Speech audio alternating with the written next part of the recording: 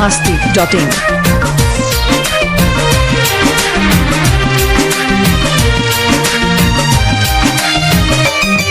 दुनिया में जियल मुश्किल भइल, अब जख्म दिल के फिल भइल।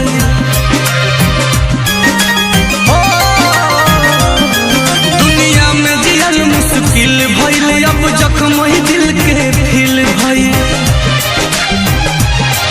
बर्बाद कके जिए आराम से, बदनाम भइल रानी तुहरे नाम से।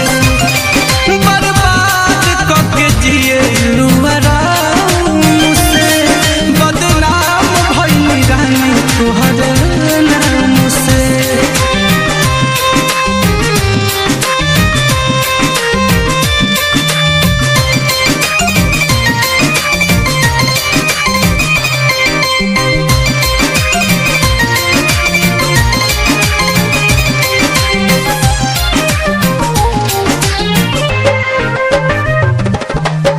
देखे देखे काट बोआइल, नामुमकिन बा पाँव धइल। अपने खास देखल ना चाहे, प्यार के दुश्मन लोग भइल।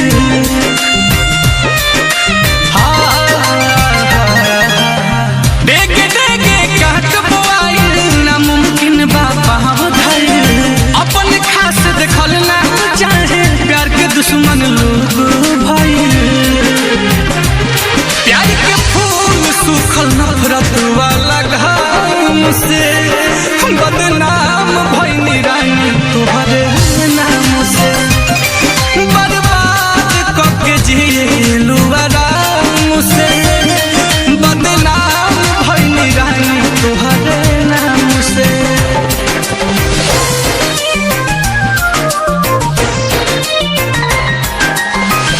biharmasti.in।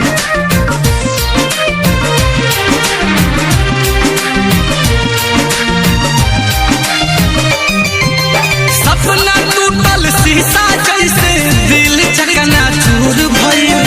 नीलकमल अखिलेश कलेश में मुएला मजबूर भइल।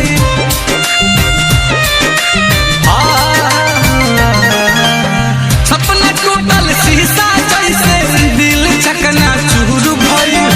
नीलकमल अखिलेश कलेश में मुएला मजबूर भइल। तू सलामत रह जी रही राम से, बदनाम भइल रानी तुहरे नाम से। बर्बाद कके जिएलू आराम से, बदनाम भइल रानी तुहरे नाम से। दुनिया में जियल मुश्किल भइल, अब जख्म दिल के फिल भइल। बर्बाद कके जिएलू आराम से, बदनाम भइल रानी तुहरे नाम से। बर्बाद कके जिएलू आराम से, बदनाम भइल रानी तुहरे नाम से। biharmasti.in।